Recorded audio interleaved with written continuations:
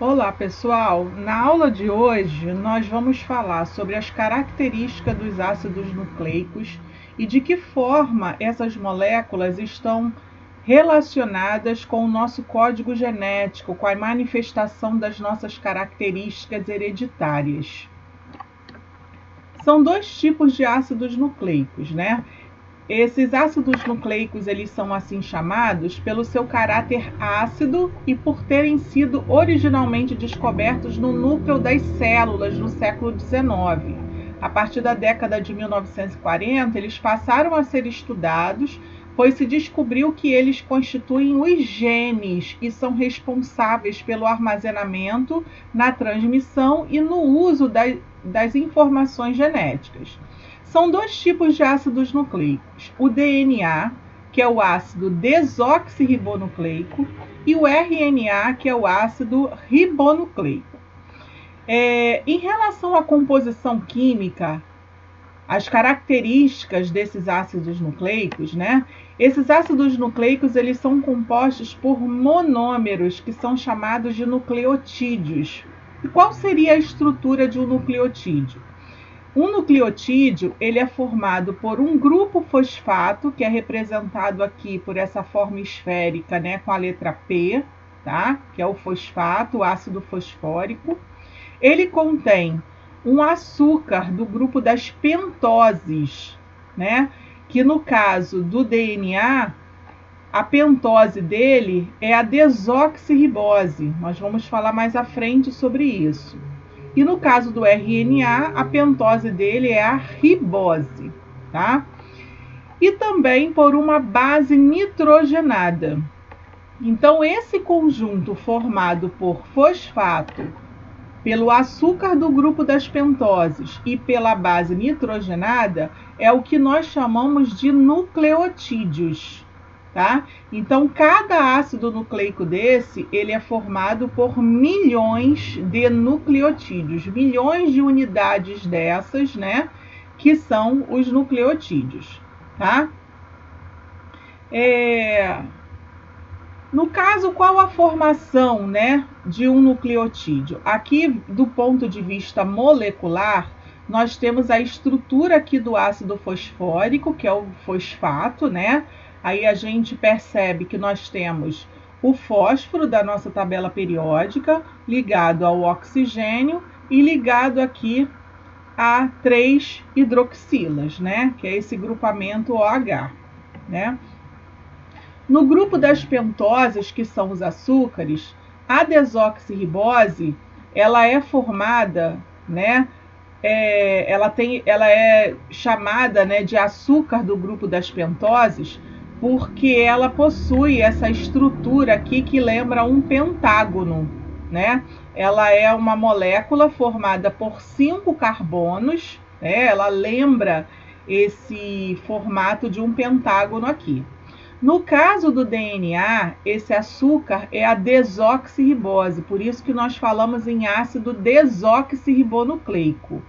No caso do RNA, o açúcar é a ribose, por isso que nós falamos em ácido ribonucleico, tá?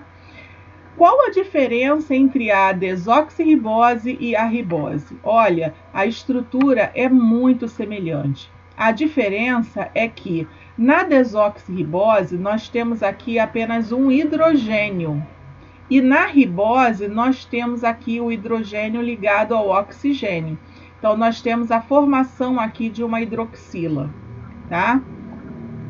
Além do fosfato e do açúcar do grupo das pentoses, nós temos também na estrutura do nucleotídeo uma base nitrogenada. As bases nitrogenadas, né, como o nome já está falando, elas contêm átomos de nitrogênio em sua composição, são bases nitrogenadas. E aí nós conhecemos 5 tipos de bases: adenina, timina, citosina, guanina e uracila. As bases nitrogenadas, elas costumam ser representadas com essa primeira letra que elas têm. Então a gente usa a letra A para representar adenina, T para representar timina, U para uracila, C para citosina e G para guanina. Então, essa estrutura toda molecular aqui é que nós chamamos de nucleotídeo, tá? Então, como eu disse, nós temos aqui as bases nitrogenadas. Nesse caso aqui, adenina, guanina, citosina e timina são bases de DNA. No RNA, nós não vamos encontrar a base timina. No lugar da base timina, nós vamos encontrar a base uracila. Então, timina é base exclusiva de DNA e uracila é base exclusiva de RNA, tá? Reparem que adenina e guanina, aqui nesse nosso slide, possuem 2 anéis de carbono. Citosina e timina possuem 1 anel de carbono. Então, nós temos uma diferença molecular entre essas bases nitrogenadas, tá? A molécula do DNA, ela é uma dupla fita. Então, é uma molécula dupla. Se de um lado eu tenho uma sequência de nucleotídeos, né? Do outro lado eu também vou ter uma outra sequência de nucleotídeos. E esses 2 nucleotídeos, esse par de nucleotídeos, eles se ligam através de pontes de hidrogênio. No caso, a timina, ela só faz ligação com adenina. Então, T sempre se liga com A. Através de quê? De 2 pontes de hidrogênio. Então, o pareamento se dá unicamente entre a timina e a adenina por 2 pontes de hidrogênio. Então, é uma ligação dupla. Reparem que a adenina tem 2 anéis de carbono e a timina tem 1 anel de carbono. Então, sempre no pareamento do DNA, nós vamos ter uma base de 2 anéis ligada a uma base de 1 anel só, tá? Já a citosina e a guanina, elas se unem através de uma ligação tripla. São 3 pontes de hidrogênio, né? Isso significa que no processo, por exemplo, de quebra dessas ligações, né, entre esses nucleotídeos, o nosso organismo ele vai gastar muito mais energia para quebrar as ligações entre citosina e guanina do que para quebrar as ligações entre adenina e timina. Porque entre adenina e timina, dupla ligação. E entre citosina e guanina, tripla ligação. Tá? Então, através dessas pontes de hidrogênio, os 2 lados da molécula do DNA, eles se unem, né? Eles ficam pareados. Lembrando que citosina só faz ligação com guanina e adenina só faz ligação com timina. Como eu falei para vocês, algumas bases possuem 2 anéis de carbono e outras bases apenas 1 anel de carbono. Essas bases que possuem 2 anéis de carbono, elas são chamadas de bases púricas, que é a adenina e a guanina. As bases que apresentam 1 anel só, elas são chamadas de bases pirimídicas, que no caso são a timina, a citosina e a uracila. Como eu falei, sempre uma base de 2 anéis vai se ligar com uma base de 1 anel.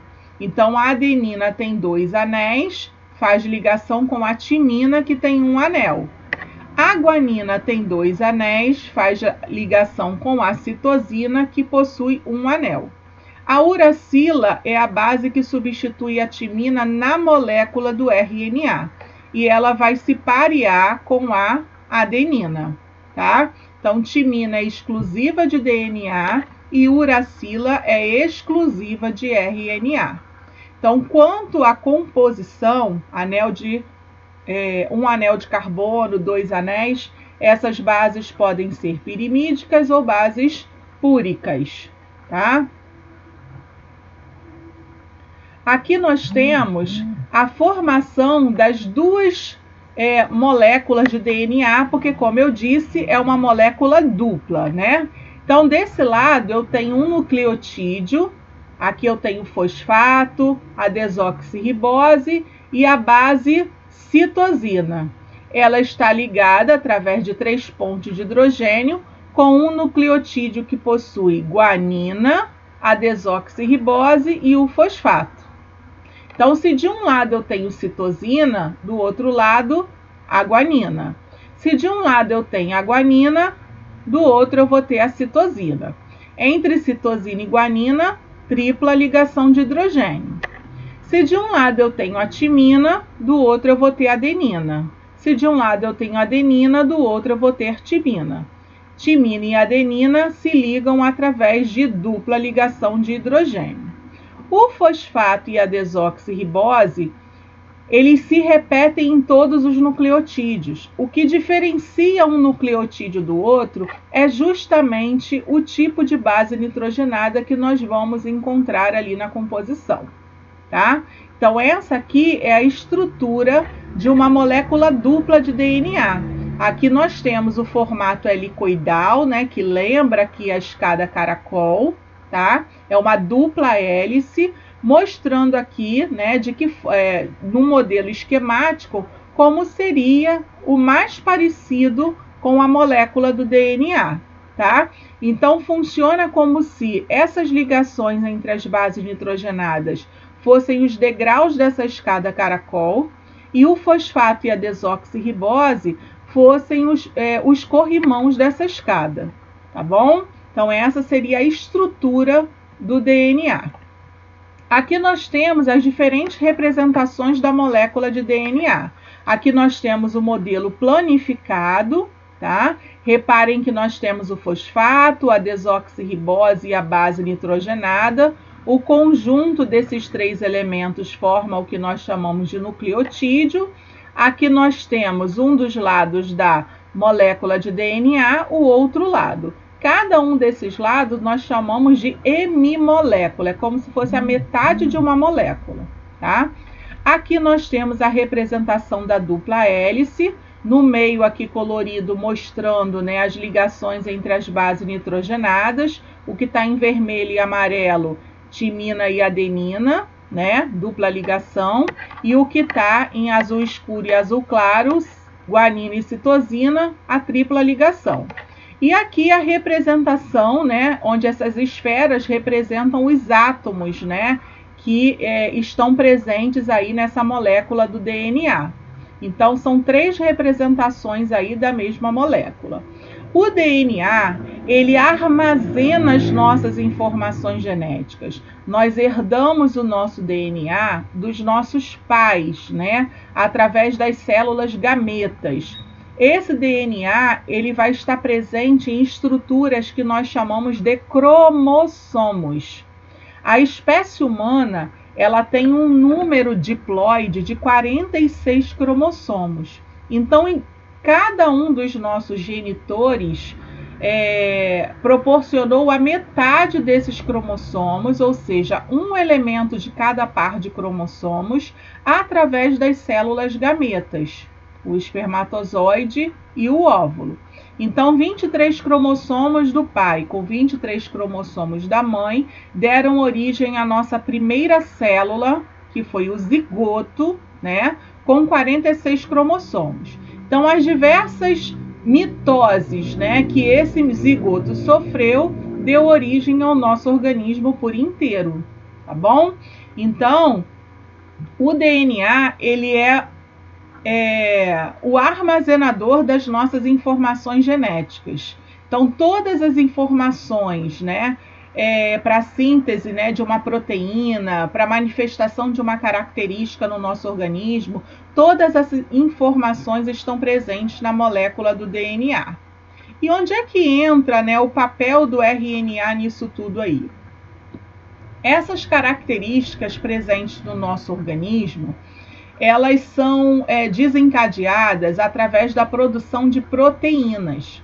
E toda proteína, para ser produzida, essa informação ela precisa vir do DNA. Então, o DNA, ele comanda a produção de uma molécula de RNA, que é a molécula que vai servir como molde na hora da tradução da proteína. Então, para se produzir uma proteína, é necessário que a informação presente no DNA seja transcrita na forma de RNA. É como se acontecesse o seguinte: o DNA ele contém a informação, mas essa informação ela precisa ser registrada, e esse registro da informação é a molécula do RNA. Então, a proteína, para ela ser montada, ela precisa que essa informação esteja registrada numa molécula de RNA, que é o ácido ribonucleico. Resumindo aqui, as diferenças entre o DNA e o RNA. Então, nós temos a diferença na pentose, que no DNA é a desoxirribose e no RNA é a ribose. Aí eu falei que na ribose nós temos aqui OH, que é a hidroxila. Na desoxirribose nós temos apenas o hidrogênio, né? Então, no RNA, a fórmula molecular seria 5 carbonos, 10 hidrogênios, 5 oxigênios. Na desoxirribose, nós temos 5 carbonos, 10 hidrogênios e 4 oxigênios. Tá? Outra diferença está nas bases nitrogenadas. Adenina, citosina, guanina e timina são bases de DNA. RNA não tem timina. No lugar da timina entra a base uracila. Ok? Bem, o DNA é o meio material que armazena as informações biológicas na forma de código de letras, que são essas bases nitrogenadas constituintes dos nucleotídeos. Então, quando nós vamos representar a molécula do DNA, não tem necessidade de representar o fosfato e a desoxirribose. Basta que nós coloquemos a sequência de letras, né, que são as iniciais das bases nitrogenadas. Então, A, T, C e G. Tá? A molécula de DNA é usada como molde para a formação do RNA. Mas isso só ocorre em alguns trechos da molécula de DNA que codificam uma proteína, que são os chamados genes. Nos seres eucarióticos, a maior parte do nosso DNA não codifica proteína. Cerca de 97% do nosso DNA seria o DNA lixo. Tá? Esse DNA ele não codifica proteína. E cerca aí de 3% é o DNA que o nosso organismo utiliza para a formação das nossas proteínas, para codificar as nossas proteínas. Esses trechos do DNA, né, que servem, né, para a produção de uma proteína, é o que nós chamamos de gene. Então, nesse caso, esses genes, né, eles vão comandar a produção de uma molécula de RNA, que é o RNA mensageiro, e esse RNA mensageiro, né, é que vai informar qual é a sequência dos aminoácidos que vão fazer parte da proteína. A transcrição, na verdade, é a síntese de uma molécula de RNA formada a partir de um trecho do DNA. Então, sempre que uma proteína, né, vai ser produzida, é necessário que aconteça a transcrição, que é a formação da molécula do RNA mensageiro a partir da molécula do DNA, tá? Esse processo só ocorre no núcleo da célula, assim como a duplicação do DNA, que é denominada de replicação, tá? Como assim replicação? Replicação é o mesmo que duplicação.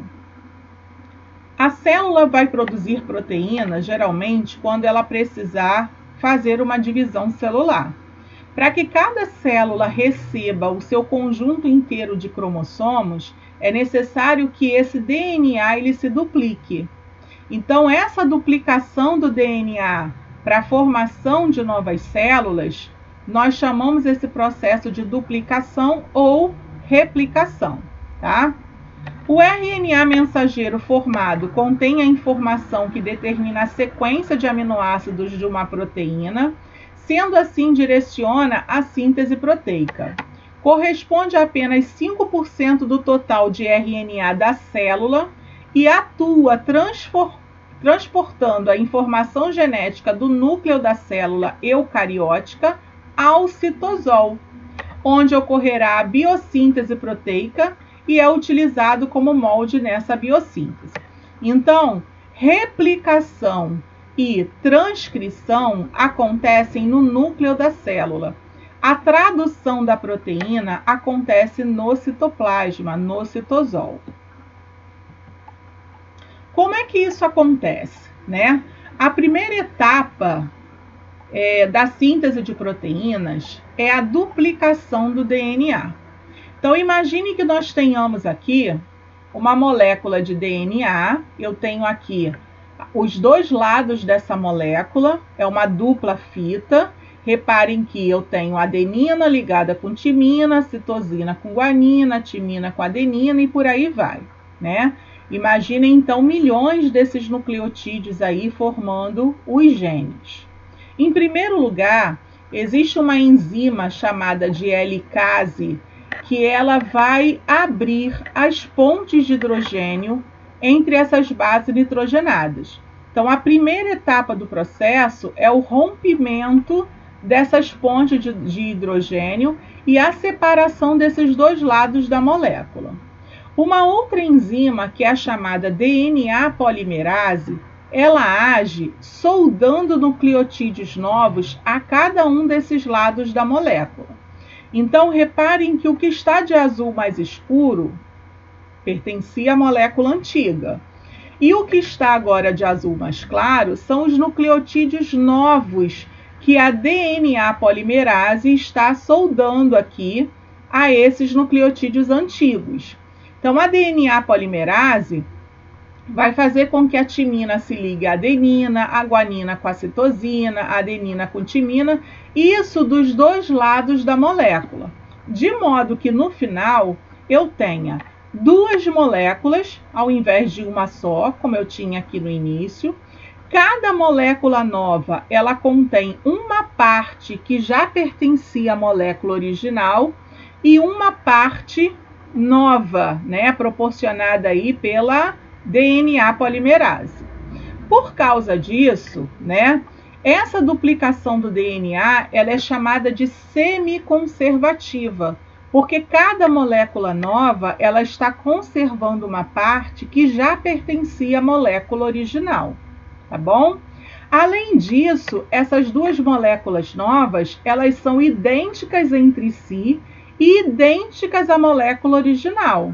Então, a molécula original tinha A, T, C, G, TA. Cada molécula nova continua tendo AT, CG, TA, AT, CG, TA e assim por diante. Então,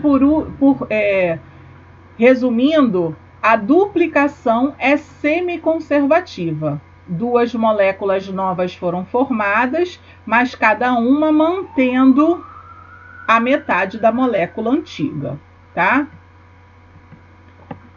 O RNA ribossômico, que é o RNA que faz a formação dos ribossomos, ele é um componente estrutural importantíssimo aí na formação dessa proteína. Na verdade, ele corresponde à estrutura do ribossomo, né? 80% do total de RNA que tem na célula. O RNA transportador, ele vai ter o papel de transportar aminoácidos até os ribossomos, né? É a menor molécula dos três tipos. Ele está ligado de forma específica a cada um dos 20 aminoácidos encontrados nas proteínas e corresponde a 15% do RNA total da célula. Então, olha só. Para que uma proteína ela seja produzida, é necessário que aconteça essa duplicação do DNA, tá? E que a partir de cada uma dessas moléculas do DNA, primeiramente seja produzido o RNA mensageiro. O RNA mensageiro, ele vai conter a informação, tá? Para que uma proteína ela seja montada com a sequência correta de aminoácidos. Para que uma proteína seja produzida, é necessário que nós tenhamos 3 tipos de RNA: o RNA ribossômico, o RNA transportador e o RNA mensageiro, que vai ser montado a partir desse processo de transcrição. Então, a molécula de DNA é usada como molde para a formação do RNA, mas isso só ocorre em alguns trechos da molécula de DNA, que na maioria das vezes codifica uma proteína. Esses trechos são os chamados genes, tá? Há genes que formarão moléculas de RNA transportador ou RNA ribossômico, uma vez que só o RNA mensageiro contém a informação que determina a sequência de aminoácidos de uma proteína. E como ocorre essa transcrição, né? Imagine que eu tenha aqui, então, um gene, né, que é o trecho do DNA que na maioria das vezes codifica uma proteína. Reparem que eu tenho aqui uma molécula de DNA dupla, tá? De um lado aqui eu tenho os nucleotídeos de DNA, do outro eu tenho aqui a outra sequência de nucleotídeos. Esses números aqui, 5 linhas, 3 linhas, indicam o sentido do DNA, onde é feita a duplicação, a transcrição. Isso acontece sempre no sentido 5 linhas, 3 linhas. Então, isso significa que nessa parte aqui, a transcrição vai acontecer aqui da esquerda para a direita e aqui da direita para a esquerda. Mas isso são detalhes que vocês não precisam ficar se ligando muito nisso não, tá? Então, existe uma região promotora que indica a sequência do gene que se ligará à enzima responsável pelo processo de transcrição. Essa enzima é a RNA polimerase, tá? E existe uma região promotora que indica esse término do processo, né? E aí, nesse momento, acontece a dissociação da RNA polimerase, ou seja, a RNA polimerase ela deixa essa molécula. Primeiramente, tem que acontecer a quebra das ligações de hidrogênio entre as duas cadeias de DNA, assim como aconteceu lá no processo de duplicação. Então, essas fitas de DNA, elas são separadas, né? Acontece o rompimento dessas pontes de hidrogênio. Nucleotídeos novos vão se ligar a uma das partes dessa fita da molécula do DNA, ou seja, apenas um dos lados do DNA serve como molde para a formação desse RNA, tá? O outro lado do DNA, ele fica temporariamente inativo, até que toda a transcrição ela seja concluída. Então, a RNA polimerase vai reconhecer esse gene promotor e vai ligar os nucleotídeos de RNA a esse lado que está servindo como molde. Reparem que agora nós não temos mais a uracila nessa molécula, porque está sendo formada uma molécula de RNA. Então, aqui no DNA eu tenho adenina. A adenina vai se ligar com uracila no RNA. Guanina no DNA continua se ligando com citosina no RNA. Citosina no DNA continua se ligando com a guanina. Timina no DNA continua se ligando com a adenina, porque a adenina tem no RNA, o que não tem é a timina. Se eu tenho adenina no DNA, no RNA vai encaixar aqui a uracila. E assim por diante, né? Então, eu tenho aqui a formação de uma molécula de RNA. Essa formação se deu mediante a sequência das bases aqui do DNA. Quando essa molécula ela já está formada, essa molécula de RNA, essa molécula de RNA ela se solta da molécula de DNA e as pontes de hidrogênio entre os lados do DNA, essas pontes elas são restabelecidas. Esse DNA é a nossa informação genética, então ele vai continuar no núcleo da célula, né, guardando essa nossa informação hereditária. Essa fita de RNA mensageiro, ela agora vai para o citoplasma da célula, para o citosol, onde vai ser feita a tradução da proteína. Então, aconteceu o processo de transcrição, com a formação dessa fita de RNA mensageiro. Só que existe um problema. Da sequência toda do DNA, né, que foi usada ali para formar a molécula do RNA mensageiro, nem toda a sequência ela vai servir para a tradução dessa proteína. Então, a nossa molécula de RNA mensageiro, ela precisa de uma edição, ou seja, nessa molécula nós vamos ter sequências de bases que são os exons, que vão servir para a tradução da proteína, e sequências de bases que nós chamamos de introns, ou sequências intrometidas, que não servem para codificar nenhum aminoácido, nenhuma proteína. Então, o que acontece aqui? Após esse processo de transcrição, esses introns eles são removidos por um processo que nós chamamos de splicing. Então, esses introns eles são removidos, né? E os exons eles são unidos. Então, aqui nós temos um RNA mensageiro editado, onde essas sequências intrometidas elas foram removidas, e aí esse RNA mensageiro editado é que vai servir como base para a tradução da proteína. Tradução é o nome dado ao processo biológico no qual a sequência nucleotídica de uma molécula de RNA mensageiro é utilizada para ordenar a síntese de uma cadeia polipeptídica com sequência de aminoácidos que determina uma proteína. Cada sequência de 3 bases nitrogenadas corresponde ao que nós chamamos de códon ou código, né? Então, um códon corresponde a uma sequência de 3 nucleotídeos nas moléculas de DNA e RNA, a qual define um aminoácido específico a ser adicionado à cadeia polipeptídica que será sintetizada. O que é a cadeia polipeptídica? Para que eu tenha uma proteína, eu preciso de no mínimo 69 aminoácidos.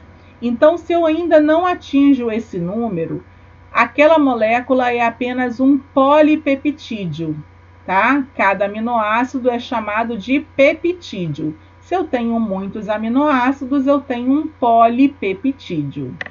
Esses códons, eles são representados pelas iniciais das bases nitrogenadas, adenina, uracila, citosina e guanina, e são organizadas em trincas, ou seja, um conjunto de 3 bases.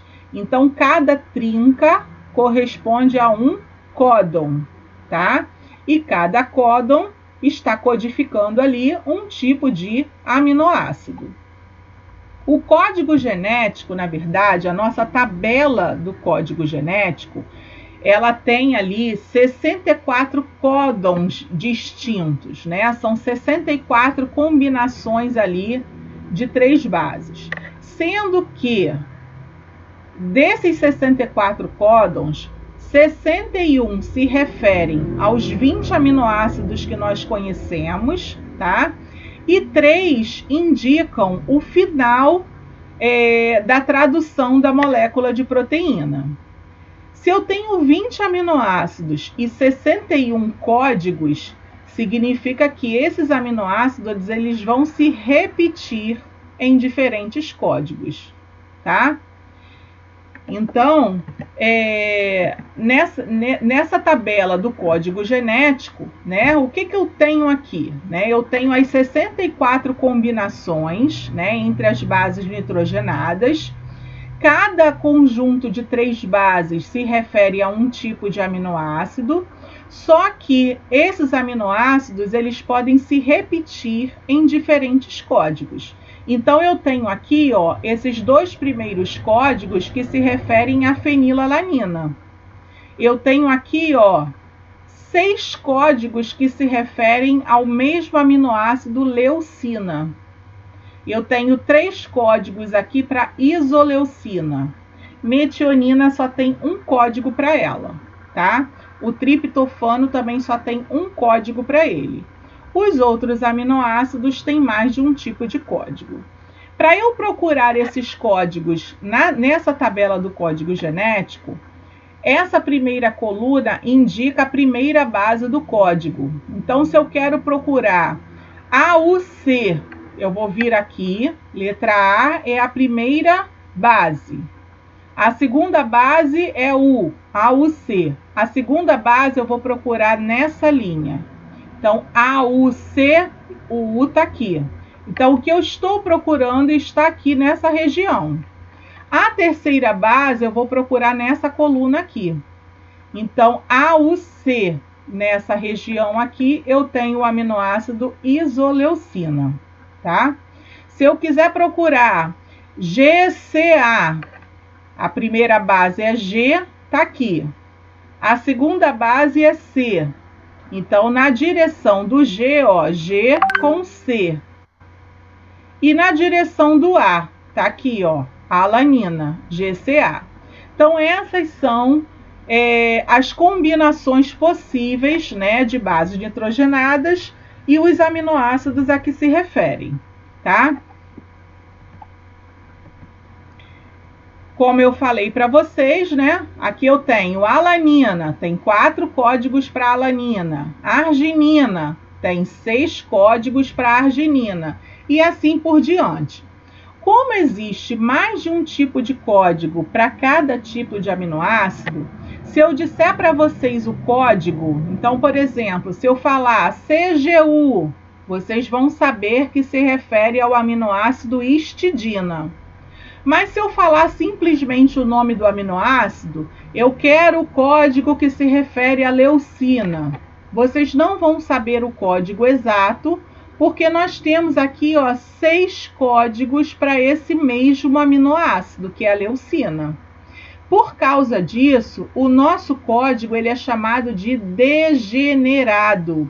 Então, ó, como a maioria dos aminoácidos podem ser codificados por mais de um códon, dizemos que o código genético é degenerado. Se você souber o códon, você identifica o aminoácido. Mas com o nome do aminoácido não é possível saber qual é o código exato, tá? E tem 3 códigos aqui, onde está escrito pare, em algumas tabelas vem escrito stop. Esses códigos são chamados de códigos de parada. Então, quando o ribossomo encontra, né, UAA, UAG, UGA, significa que a tradução da proteína encerrou naquele ponto. Então, esses 3 códigos aqui, eles não representam aminoácidos, eles são códigos de parada. Significa que a tradução foi finalizada, tá?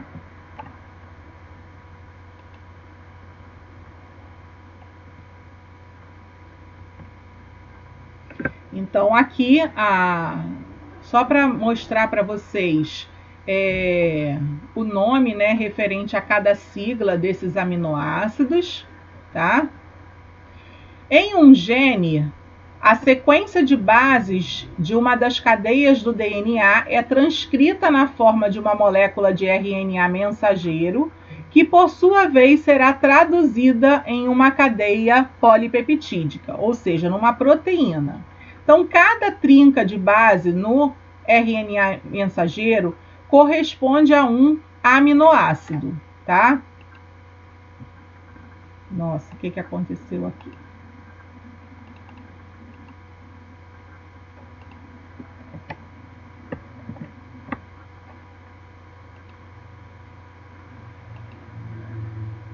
Então, aqui o que nós temos, né? O resumo do que foi falado. Nós temos uma molécula de DNA, né, que serviu como molde para a formação do RNA mensageiro. Esse RNA mensageiro, de 3 em 3, nós temos um códon, e esse códon né, se refere a um tipo de aminoácido.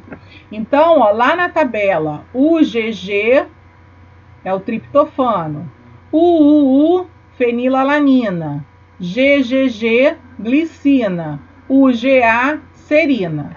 Então, nós tivemos a transcrição, que foi a mensagem do DNA sendo transcrita em RNA, e a tradução da proteína, onde esses códons informaram a sequência desses aminoácidos na proteína.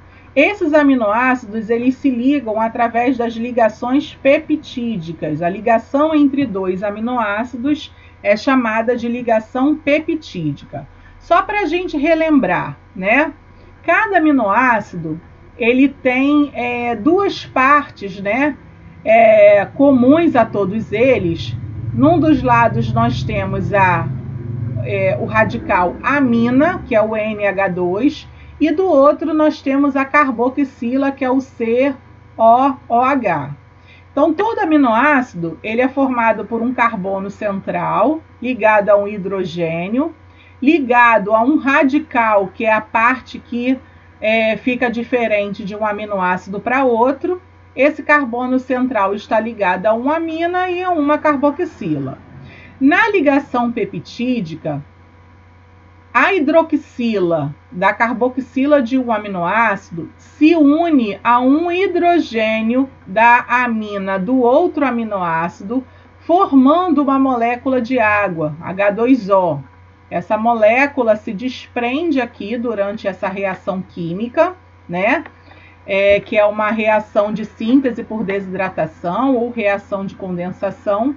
E aí a gente tem a formação do dipeptídeo, ou seja, a união entre dois aminoácidos. Então, só para a gente relembrar como acontece essa ligação peptídica, né? Essa ligação entre dois aminoácidos. Então, à medida que esses aminoácidos vão sendo transportados ao local da tradução, vai acontecendo, então, essa ligação peptídica entre os dois aminoácidos. Então, aqui, o RNA, na hora da tradução da proteína, né, só para a gente lembrar bem aqui, são necessários 3 tipos de RNA. O RNA mensageiro, que é essa fita que foi formada aqui a partir do DNA, ele contém os códons que vão informar quais são os aminoácidos que têm que fazer parte da proteína, qual é a sequência que esses aminoácidos precisam ter, tá? Além do RNA mensageiro, nós precisamos do RNA ribossômico, que na verdade é o que forma o ribossomo. Esse ribossomo, ele se liga aqui à molécula do RNA mensageiro e desliza sobre essa fita, fazendo a leitura desses códons. E nós precisamos do RNA transportador, que é o RNA que vai transportar esses aminoácidos ao local da tradução da proteína. Só que olha só, um detalhe, a tradução de uma proteína, ela começa sempre onde o RNA ribossômico, que é o ribossomo, né, encontra o código de iniciação. E esse código de iniciação é sempre AUG, que é o código da metionina. Então, o ribossomo ele vai deslizando sobre essa fita até encontrar o código de início, tá? Então, o RNA transportador ele vai transportar a metionina e iniciar a tradução gênica, encaixando-se no local do ribossomo chamado de sítio de peptidil. O RNA transportador ele tem um anticódon que se liga ao códon do RNA mensageiro. Então, explicando melhor, eu tenho aqui o códon do RNA mensageiro, que é AUG. Como é que o RNA transportador sabe que aqui nesse local ele precisa deixar a metionina? Porque ele tem a sequência que se complementa ao códon. Então, a adenina se liga com uracila, uracila se liga com adenina, guanina com citosina. Esse código do RNA transportador nós chamamos de anticódon. É só um código de identificação para saber que naquele local vai entrar aqui aquele aminoácido correspondente, tá? A UU, esse transportador aqui, vai ser de um códon onde nós tenhamos uracila, adenina e adenina. Porque a adenina se liga com uracila, uracila com adenina. Então, esse transportador, ele sabe que naquele local do códon UAA precisa deixar esse aminoácido por conta desse anticódon, tá? Então, ó, para vocês entenderem melhor como é que acontece. O ribossomo, ele se liga, né, ao RNA mensageiro, faz a leitura do código e o RNA transportador, ele deixa naquele local, né, o aminoácido correspondente. Na medida em que esse aminoácido, né, ele vai sendo deixado, o segundo aminoácido vai sendo deixado, acontece ali a ligação peptídica. Gente, desculpa, isso aqui está errado. Nós temos um código com CGG, o transportador deveria ter as letras aqui, ó, GCC, tá? Então, fui perceber isso aqui agora.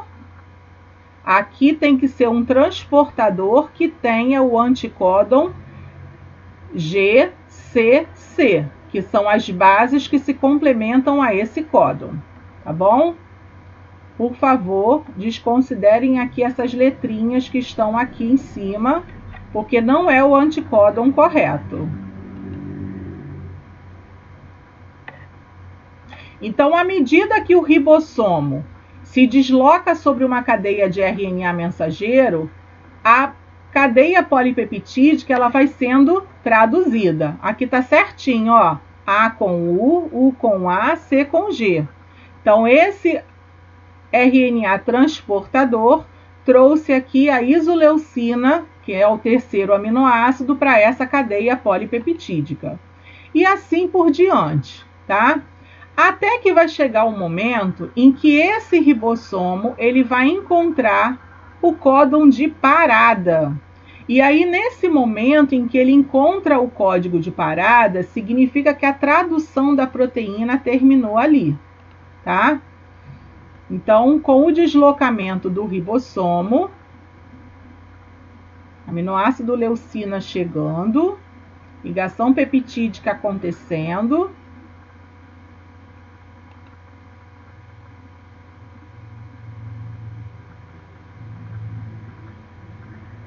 aconteceu então que o ribossomo encontrou esse códon UAG, tá?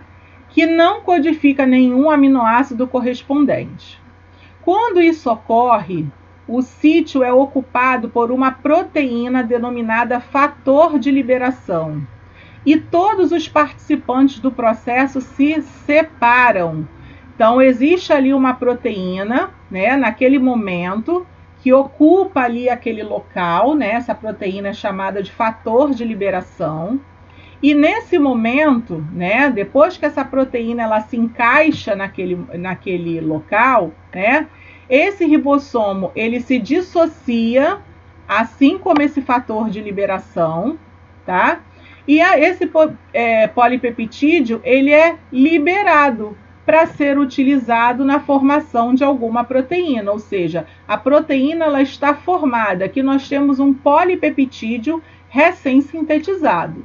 Então, nós temos aí o final da tradução, tá? Então, esse código é um código de parada. Ele indica que a tradução da proteína terminou.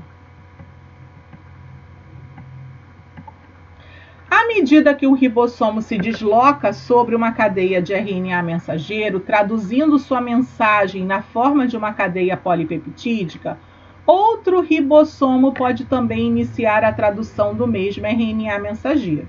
Então, esse RNA mensageiro não significa que ele vai ser lido por apenas um ribossomo. À medida que a tradução vai acontecendo, outro ribossomo pode se encaixar ali e dar origem a uma cadeia polipeptídica igual a que começou a ser sintetizada, tá?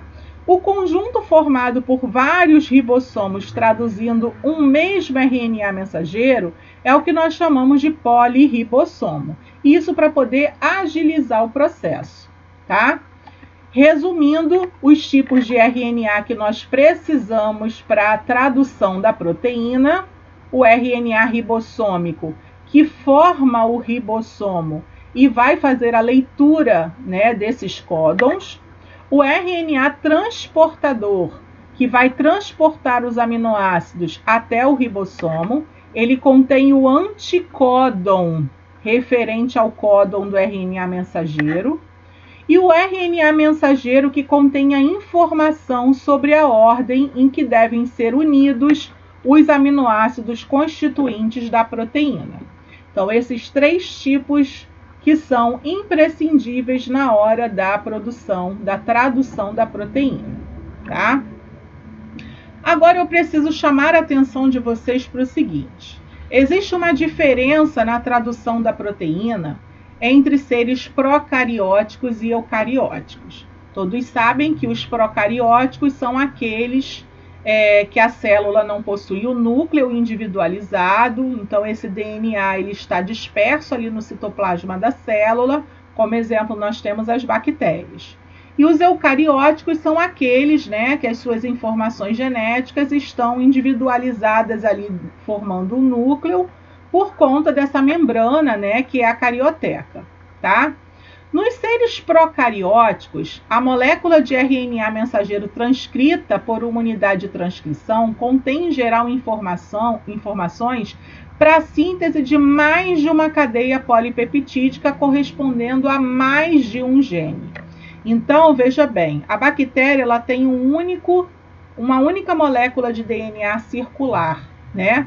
Essa molécula de DNA ela é transcrita em RNA e esse RNA não passa por aquele processo do splicing, né, onde são retiradas as sequências intrometidas. Isso não acontece com os seres procarióticos. Já nos eucarióticos, cada unidade de transcrição vai transcrever um RNA mensageiro com a informação para um único tipo de polipeptídeo. Então, cada gene corresponde a uma proteína, a um polipeptídeo. Então, aqui no caso, imagine que eu tenho aqui o DNA da bactéria, né? Nesse DNA da bactéria eu tenho o gene 1, gene 2, gene 3, foi feita a transcrição e esse RNA mensageiro pode dar origem a vários polipeptídeos, tá? Isso nos procarióticos. Nos eucarióticos, nós temos aqui a molécula do DNA, que é transcrita em RNA mensageiro.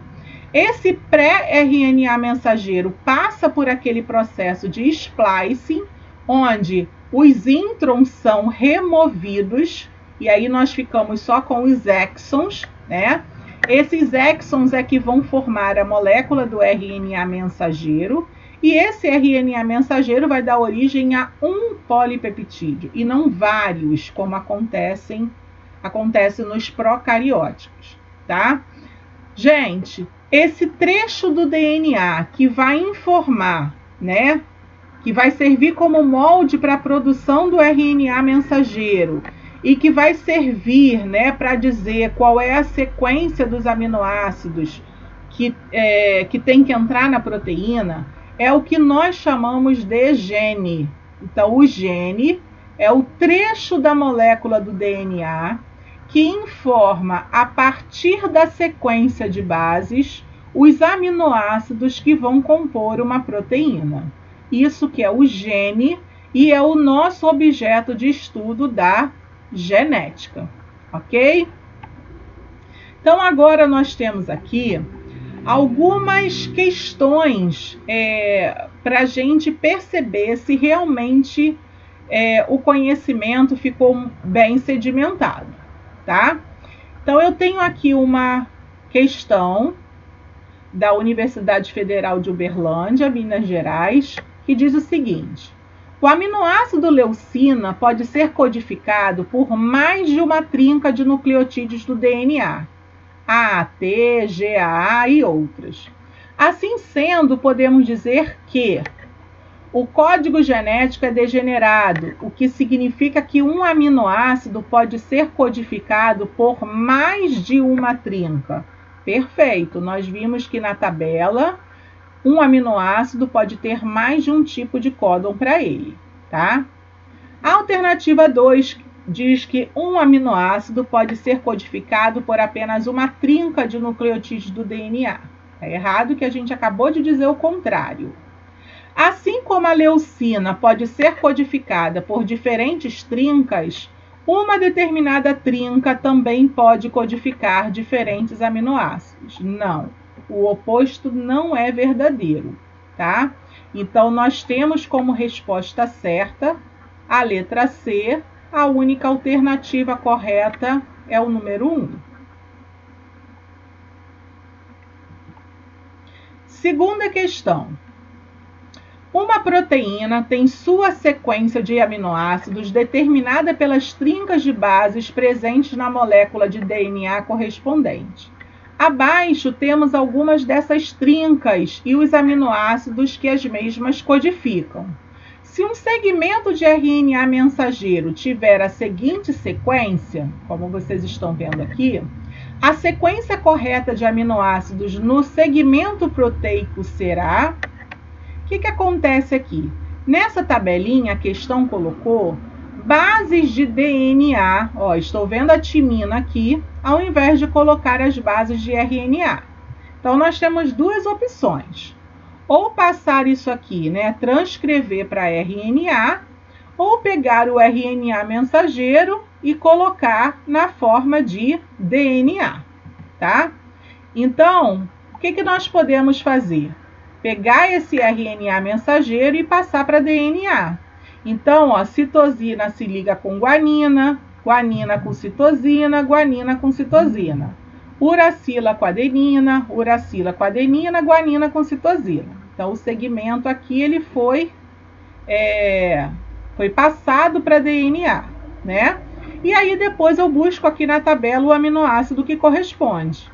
Então, GCC, arginina, AAC, leucina, AGG, serina, GGG, prolina e GTA, histidina. Então, resposta certa, letra E, tá?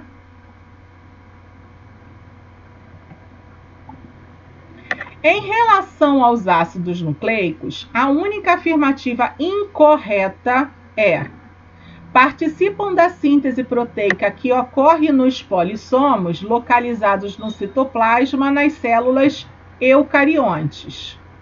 A síntese de RNA a partir de DNA recebe o nome de transcrição.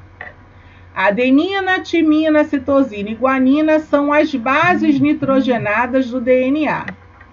Hoje em dia, técnicas modernas de estudo do DNA estão sendo muito usadas em paternidades duvidosas e crimes.